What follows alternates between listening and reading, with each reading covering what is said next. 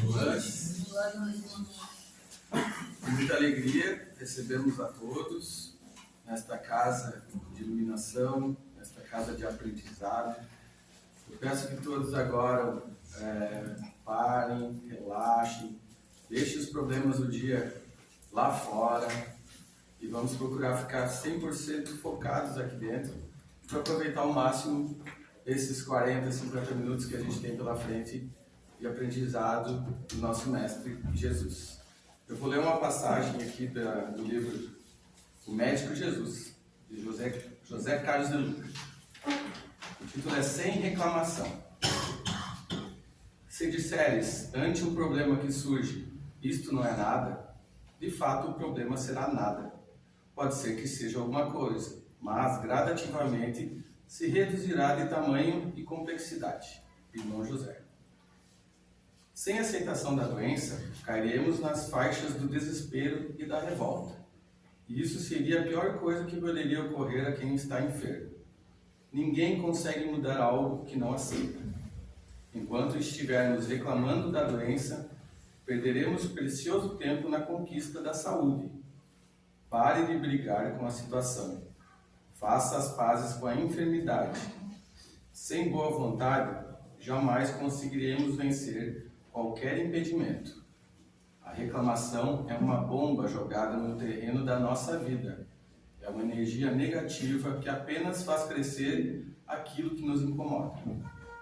Quando se deparou com um paralítico junto ao poço de Betesda, Jesus indagou o enfermo se ele gostaria de ser curado.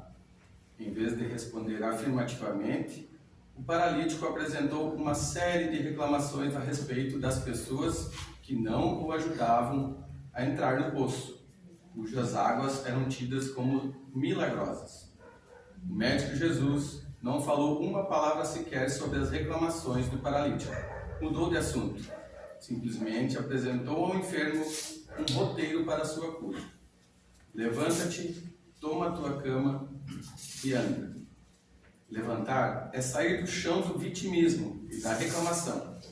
É assumir uma nova condição que nasce com o desejo de aprender a mensagem que a enfermidade nos trouxe.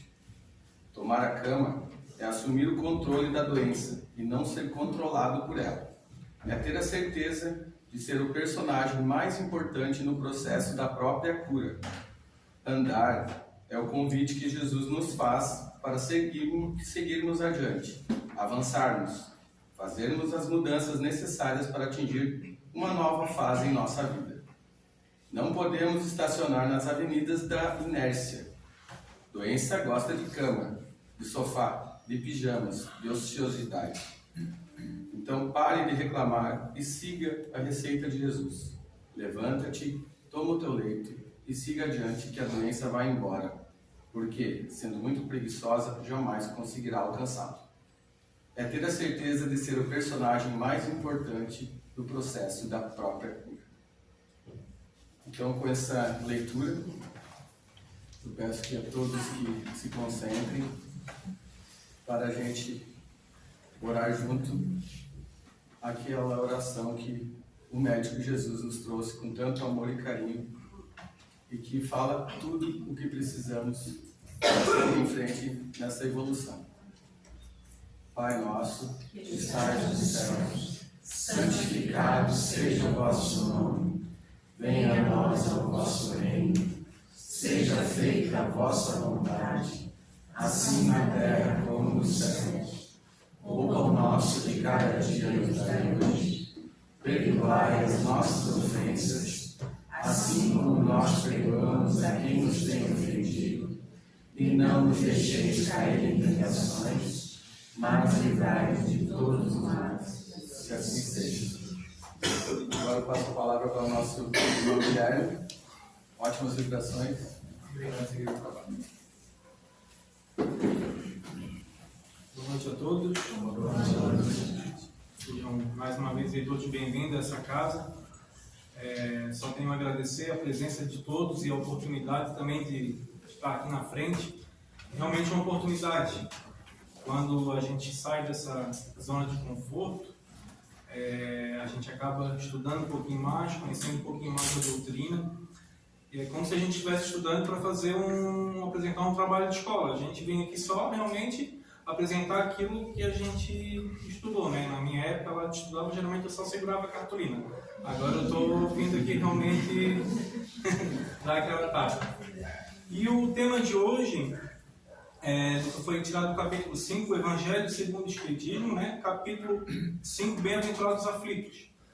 Uma curiosidade, só esse é o maior capítulo do Evangelho segundo o Espiritismo.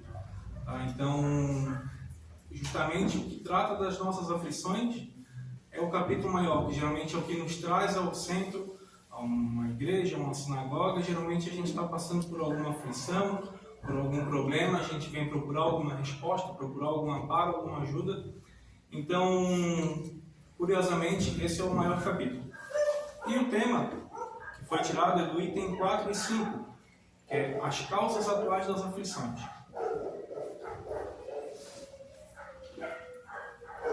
Então, lá no Evangelho segundo o Espiritismo, diz, né, que duas são as espécies das vicissitudes da vida. Umas são de causas anteriores e outras são das causas atuais das nossas aflições, né? Nós, como reencarnacionistas, né, na doutrina a gente acredita realmente na encarnação, e geralmente o espírita, né, a gente tem a mania de estar arrumando uma bengalinha, né, para botar a culpa dos nossos problemas, das nossas aflições em vidas passadas, né? Eu devo ter jogado pedra na cruz, o que eu devo ter feito numa vida passada para estar passando por isso, e sendo que muitas das causas não são das vidas anteriores, e sim são dessa vida de agora, são realmente as causas atuais. E realmente a gente traz algumas tendências de vidas passadas, mas essa oportunidade que nós temos dessa encarnação, dessa existência, é justamente para estar melhorando ou mudando essas tendências que nós trazemos de vidas anteriores. Então, realmente, a gente deve largar a bengalinha e vamos analisar, vamos ver o que a gente está fazendo para estar passando por aquela aflição.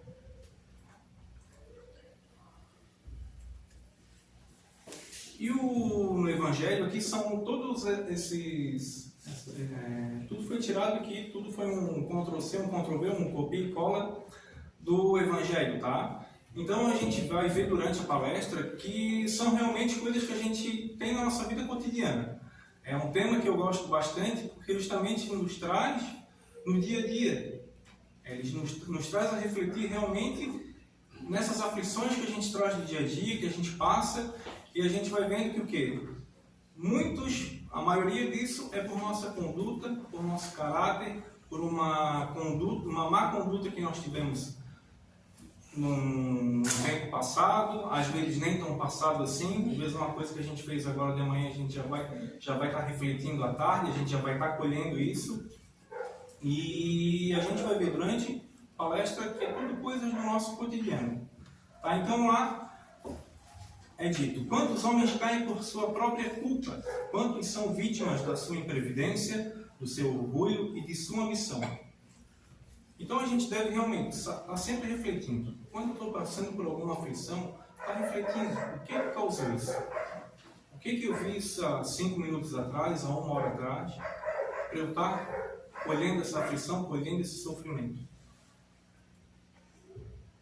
E na pergunta 921 do Livro dos Espíritos, Allan Kardec pergunta, né? Concebe-se que o homem será feliz na Terra quando a humanidade estiver transformada? Enquanto isso, se não acontece, pode-se conseguir uma felicidade relativa? E ele aqui o Espírito da Verdade aqui é bem enfático na resposta, né? O homem é quase sempre obreiro da sua própria infelicidade. Então, geralmente não é lá de causas anteriores, e sim a gente que semeia e colhe essa aflição, né?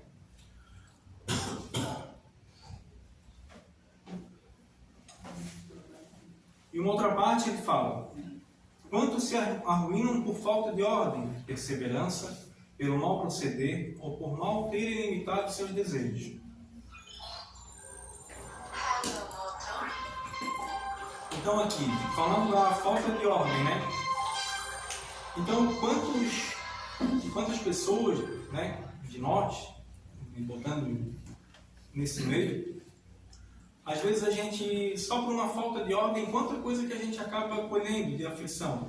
Às vezes é uma pessoa que não sabe nem fazer uma diferenciação do quanto ganha e o quanto gasta. Aí chega no final do mês, não tem mais dinheiro, aí está botando culpa no salário, no chefe. Aí começa, né? O que eu fiz para merecer isso? Então, às vezes só por uma falta de ordem, né? Não precisa ter uma planilha, vamos dizer, para saber das suas finanças, mas pelo menos saber o quanto que gasta e o quanto que eu ganho e o quanto que eu gasto. Eu já de repente, só com isso está causando, já passei aqui desse mês aqui da conta, agora eu devo botar um pé no freio para lá no mês ter alguma coisa.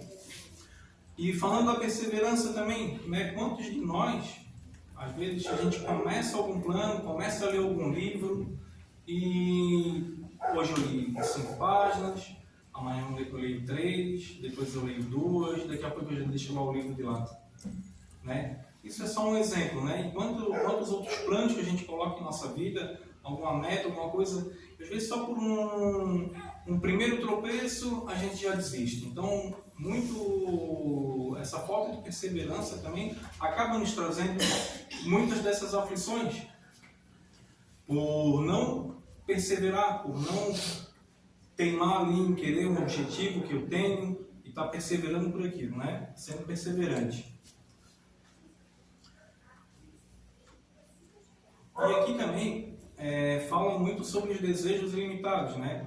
Esse é um assunto aí que acaba pegando a maioria de nós no calcanhar, né?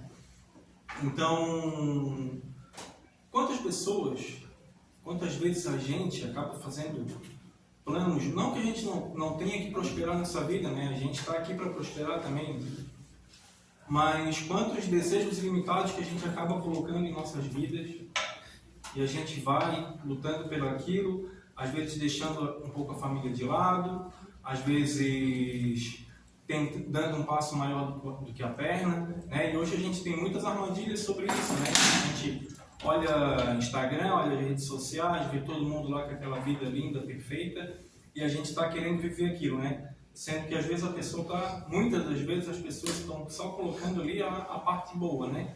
Não colocando o que de repente ela está deixando de lado, uma ausência ou até uma dívida, para estar realmente mostrando aquilo tudo ali belo e formoso.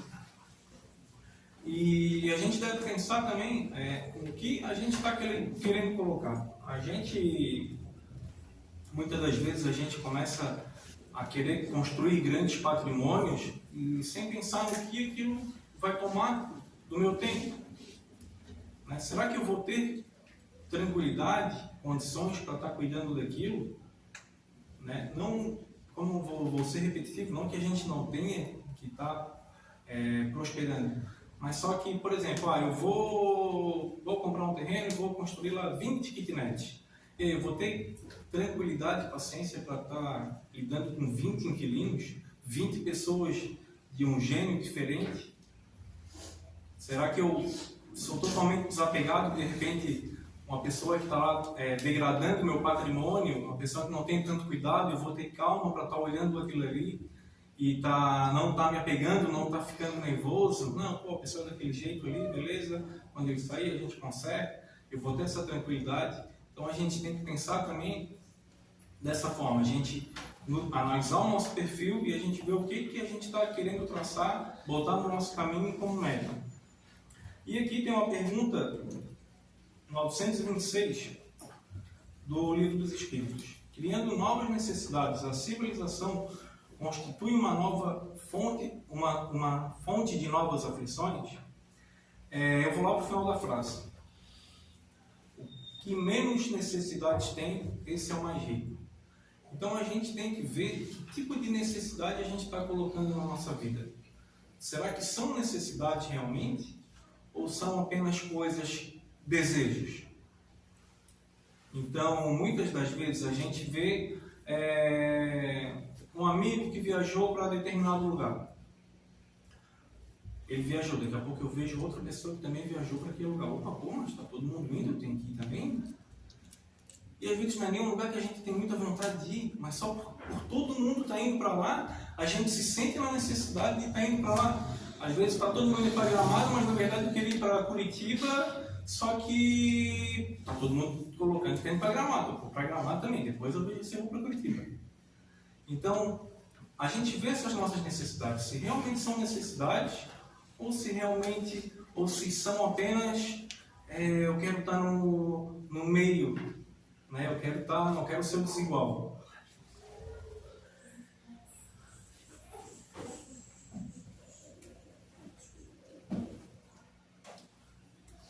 Aqui também falamos sobre as uniões desgraçadas, né? Quantas uniões desgraçadas porque resultam de um cálculo de interesse ou de vaidade e nas quais o coração não tomou parte alguma. Aqui ele fala não só de união afetiva, mas sim uma união às vezes por amizade. Muitas vezes a pessoa começa a se relacionar, criar vínculos de amizade, que às vezes não é só uma atração de amizade. E sim por ver que a pessoa tem um poder aquisitivo melhor, que ela tem um status na sociedade já diferenciada, e a pessoa, pô, vou me aproximar, quero ser amigo desse cara, quero chegar de repente numa festa, no lado ali da pessoa ali que está bombando nas redes sociais. Então, e às vezes essa pessoa, ao longo do tempo, vai se tornando uma pessoa, a gente vai conhecendo essa pessoa e vai vendo que realmente ela não era aquela pessoa que eu queria estar próximo. Às vezes é uma pessoa que eu vejo que acaba humilhando determinadas pessoas por ter um poder aquisitivo pior, aquilo me aflige, eu já fico aflito ali de vê-la tratando uma pessoa mal. Às vezes eu vou jantar com aquela pessoa, de repente ela trata mal o garçom, trata mal o recepcionista, isso vai me causando uma aflição, mas da mesma forma eu não quero me afastar por ela pelo seu status. E também das uniões amorosas, das uniões afetivas, né? Quantos casamentos a gente vê aí apenas por interesse, isso no meio artístico a gente vê muito, e no nosso meio social também. A gente vê que ao longo do tempo também, às vezes a pessoa com que se foi feita uma união, às vezes a pessoa começa a se mostrar violenta, se mostrar também uma pessoa que gosta de estar me humilhando na frente dos outros. Mas quando eu casei contigo tu não tinha nada, e agora está aí e me tirei da lama. E olha só a humilhação, olha só a aflição que às vezes essa pessoa que nós estamos escolhendo, aí voltamos lá no início, às vezes por uma má escolha, uma má conduta, uma atitude do meu caráter. Então, a gente vai vendo que são tudo coisas que não são de vidas passadas. São tudo coisas que a gente semeou e estamos, consequentemente, colhendo.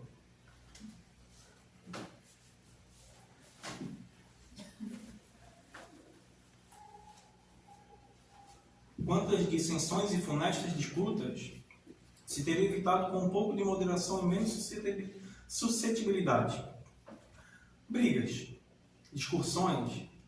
Então, hoje a gente vê muito, agora em período de política, ainda mais, né? Quantas amizades, às vezes, a gente acaba se afastando ou tendo algum problema por política, por religião, no trânsito. E quando, de repente, um simples ato de humildade, de simplicidade minha, a gente diz, ou de tranquilidade apenas, não vamos discutir isso. Isso aqui vai estragar a nossa amizade. Às vezes a gente vai estar levando isso para um âmbito muito maior do que só o que a gente está tratando aqui de política ou de religião. Daqui a pouco já começam as ofensas e falando de família. E então, assim, às vezes um simples, vamos ficar por aqui? Desculpa, eu não consigo ainda concordar com a tua opinião, mas de repente, mais para frente eu consiga.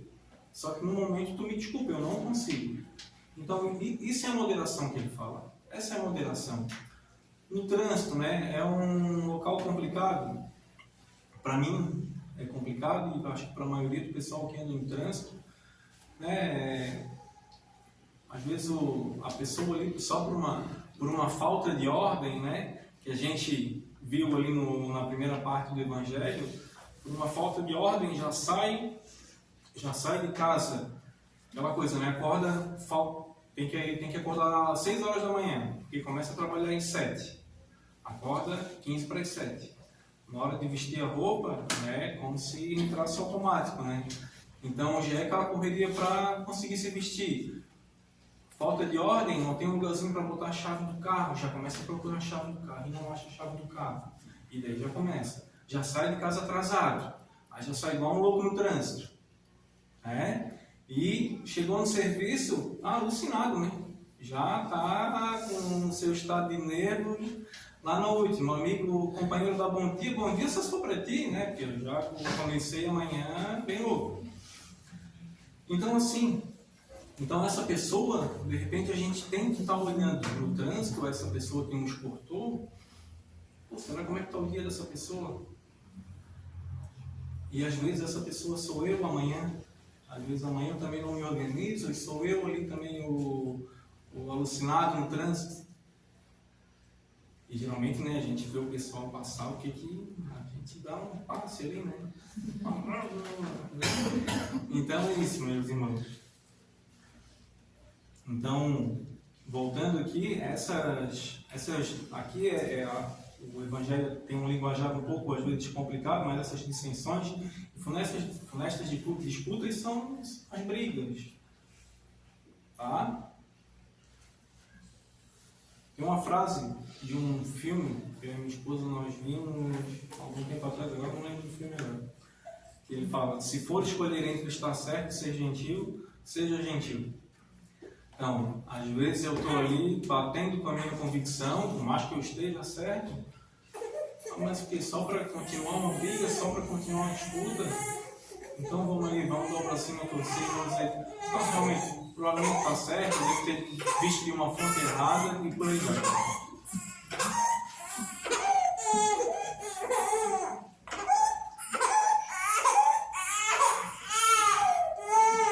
E aqui, quantas doenças e enfermidades decorrem da intemperança e dos excessos de todo gênero? E daí isso não faltam exemplos para nós, né? Dos excessos. Excessos do álcool, cigarro, excesso de comida, ou excesso da falta de comida também, o excesso de não querer comer. Né? Quantas pessoas, às vezes, hoje em dia, né, com todos os holofotes aí para o corpo, para a beleza externa. Às vezes a pessoa daqui a pouco está caindo pelas tabelas aí, como se diz no ditado, porque não está querendo comer, para manter o corpo, enfim. Mas sim, nós devemos ter uma alimentação saudável, também tratar nossa mente, vir a um centro espírita, uma igreja, uma sinagoga, um templo religioso, seja lá qual for, para estar também tratando a nossa mente. Hoje tem muitas opções também, né, de terapia, tanto com terapias alternativas, como os psicólogos. Então a gente tem que estar cuidando não só da nossa parte externa, também como da parte interna, né? E as doenças vão vindo, né? Às vezes a pessoa diabetes, aí, os excessos de doce, de gordura. Então, às vezes a pessoa começa lá a reclamar: pô, mas por que eu tenho isso, né? E aí começa de novo: a minha vida, lá o que eu fiz, eu dei pedra na cruz. Às vezes só por um excesso.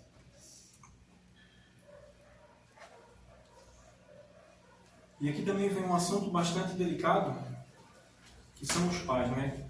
Quantos pais são infelizes com seus filhos, porque não eles combateram desde o princípio as más tendências?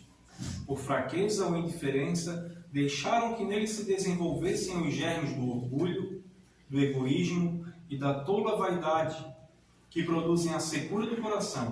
Depois, mais tarde, quando colhem o que semearam, admiram-se e se afligem da falta de deferência com que são tratados e da ingratidão deles. Então, quantas vezes a gente, indo aqui, pegando no começo, dos germes do orgulho, Então, quantas vezes a gente está semeando, de repente, sem, às vezes até está se tocando, já uma sementinha do orgulho nas nossas crianças, né? Do egoísmo. Às vezes a gente chega lá, fala para os nossos filhos, né? Ó, tem que repartir, tem que dividir. Aí vem aquele primo terrorista lá na nossa casa. Filho, guarda tudo que tu tem, porque o terrorista está vindo. Então, se ele quebrar o teu brinquedo, eu não vou te dar outro. Né? Então, a gente tem que estar refletindo essas coisas. Da vaidade, né? Às vezes está querendo sempre o filho ali, um bonequinho, uma bonequinha ali, que tem que estar sempre...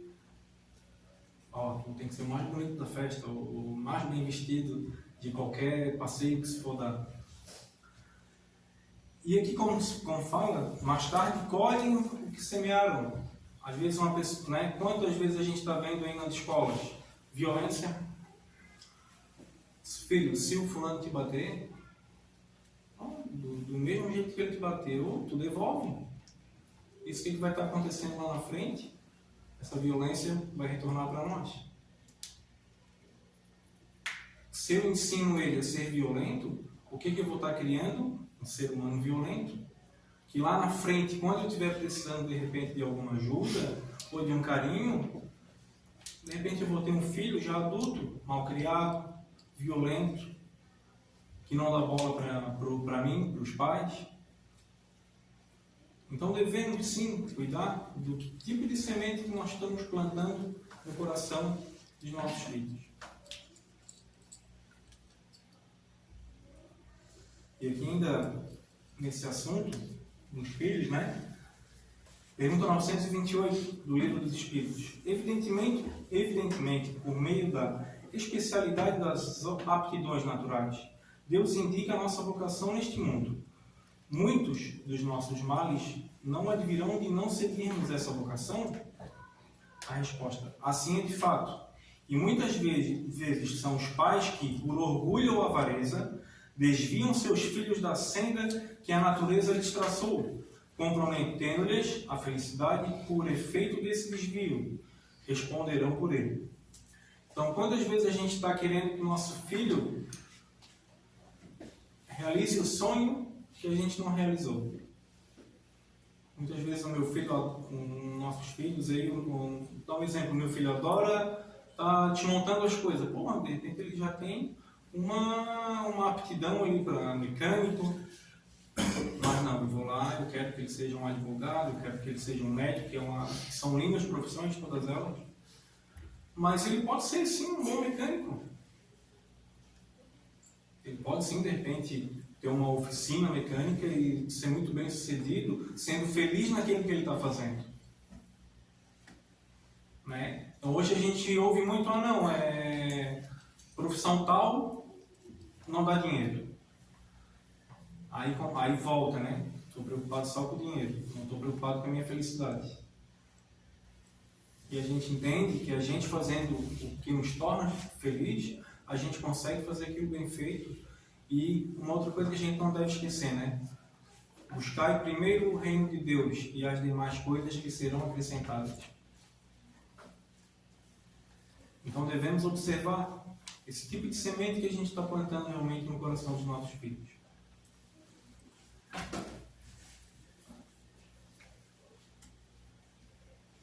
Aí vem a pergunta: quem é o culpado das nossas aflições? A encarnação anterior? Eu joguei pedra na cruz. Né? Então a gente resume na lei da semeadura, né? A gente não consegue plantar espinhos e colher flores, né? Então a semeadura é livre, mas a colheita é obrigatória. Tudo aquilo que a gente semear, a gente vai estar colhendo. E o que quer dizer, quem serão os bem-aventurados, né? Bem-aventurados quer dizer felizes. Felizes serão os aflitos, pois eles serão consolados. E às vezes a gente acha que porque eu estou sofrendo aqui, eu já estou ganhando um crédito para a próxima encarnação. Opa, não, estou sofrendo aqui tanto que na próxima eu vou vir sereninho. E não é bem assim. O que ele está falando, o que ele está querendo dizer, o que o Cristo falou lá no Sermão da Montanha, das bem-aventuranças, bem-aventurados aflitos, é aqueles que realmente tentam pegar essas aflições e levar como ensinamento. Eu não posso estar transformando a minha dor em sofrimento. Eu pego a minha dor, eu tenho que transformar a minha dor em aprendizado. Opa, doeu aqui, mas eu sei que da próxima vai doer menos. Eu posso cair por esse mesmo motivo que eu caí agora, mas eu sei que lá na frente isso vai me fazer crescer e vai fazer... Quantas vezes a gente já passou por alguma dificuldade que a gente já passou antes e a gente pensou, eu já passei por isso aí. Foi pesado, foi, mas eu consegui passar e agora vou passar novamente. Né? Então, essa aflição, esse nosso sofrimento, não é um crédito que eu estou ganhando para uma próxima encarnação ou mais daqui para frente um pouquinho. Então, realmente, a gente tem que pegar isso com fé em Deus, fé nos ensinamentos de Cristo e saber que isso que a gente primeiro avaliar o que está acontecendo comigo, se foi eu que provoquei, e também não pegar essa culpa e transformar em remorso. Eu tenho que pegar essa culpa e, opa, errei aqui, não vou errar de novo. Né? Então não transformar, ai, por que eu fiz aquilo? Aí começa o remorso. Né? Que aí vem trazendo de repente outras doenças. Então, meu Deus, como que eu fui capaz de fazer aquilo e vai, fica se martirizando para mim, não vai ajudar em nada. Então, errei, tropecei, vou levantar e vou tentar não cair de novo pelo aquele mesmo motivo. E tratar isso realmente como uma oportunidade, né? Usar essa dor como uma oportunidade.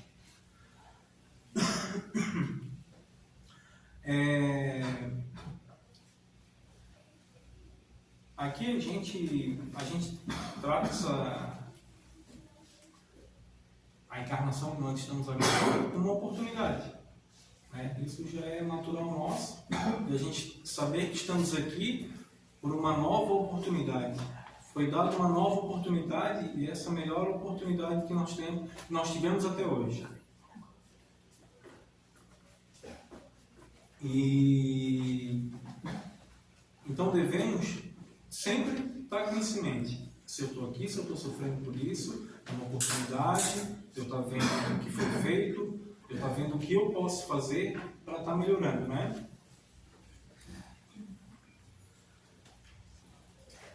E aqui uma frase bem interessante também, que foi até, na verdade, aqui no próprio centro que eu gravei e sempre trago ela, que a gente não deve estar cavando para trás, devemos limpar para frente. Não devemos estar cavando lá as nossas más condutas, sempre tá buscando aquilo que eu fiz de errado. Então, opa, se eu fiz lá de errado, vamos para frente agora, vamos melhorar, vamos fazer de outra forma. Então, Deus quer o progresso de todas as criaturas. E essas nossas aflições é como fez aquele remedinho amargo que um pai dá para um filho, que é amargo, mas aquele remedinho que realmente vai fazer um efeito. Né? Essa dor, essas aflições que nós passamos.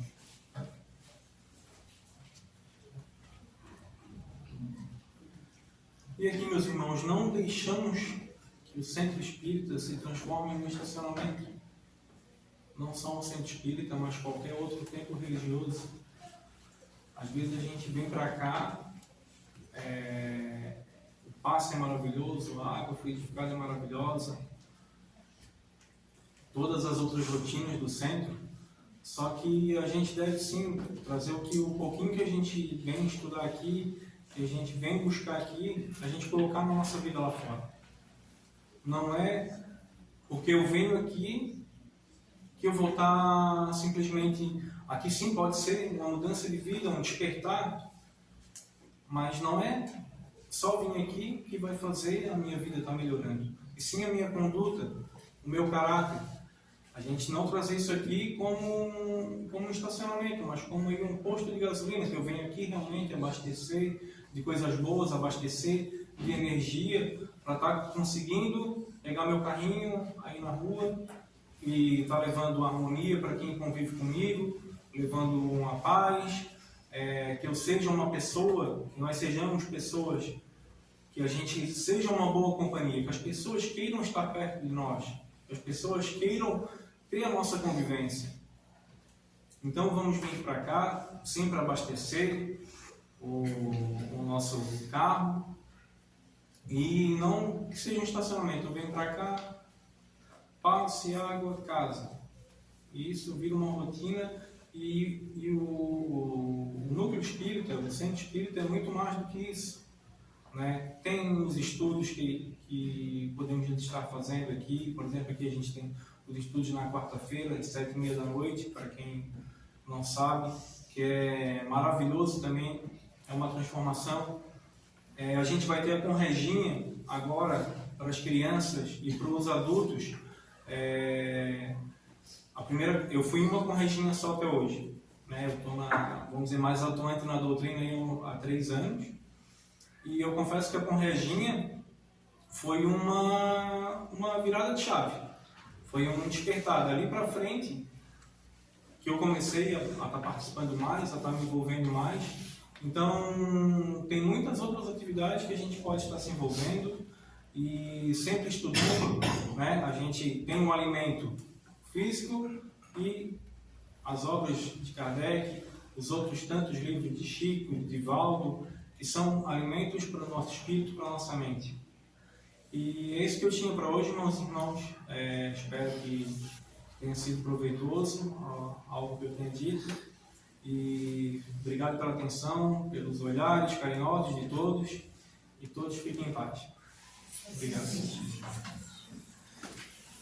Obrigado, meu irmão. É um roteiro ao qual nós devemos seguir, porque fácil é a gente sempre apontar para o outro. Ele é mais fácil, não precisa ser eu, mas ele hoje colocou algo muito importante, que é aquela coisa que muitas das vezes nos coça, que nos tira do lugar comum, para que acordemos para as situações que são criadas por nós. Sempre. Então, a gente sempre escuta que o outro fez, o outro quis, mas raramente a gente vê alguém com coragem de dizer assim: não, eu estou passando por uma situação a qual eu criei para mim. E quando eu tenho essa coragem, com certeza que eu paro de mentir para mim, eu me torno uma pessoa melhor e mais leve, e ao mesmo tempo agregadora. Vamos fechar os nossos olhos, uma vez mais, agradecer por sermos os felizes de estarmos aqui recebendo este presente, ao qual a espiritualidade inspirou o nosso irmão a trazer para nós. E assim, em agradecimento, nós dizemos: Pai nosso que estás no céu, santificado seja o vosso nome, venha a nós o vosso reino, seja feita a vossa vontade, assim na terra como nos céus. O pão nosso de cada dia nos dai hoje, perdoai as nossas ofensas, assim como nós perdoamos a quem nos tem ofendido. E não nos deixeis cair nas tentações, mas livrai-nos de todos os males, agora e sempre, que assim seja. E desta forma, então, agradecemos a nossa Mãe Maria de Nazaré, ao grupo espiritual que atua nesta casa, e a Jesus, que é a ponte que nos leva ao Pai. Agradecemos a todos a presença de todos, e pedimos também que todos permaneçam nesse silêncio, nessa harmonia, porque a partir de então vamos ter o passe ao qual também necessitamos desta energia a qual tivemos durante a palestra. Muito obrigado, uma boa noite a todos.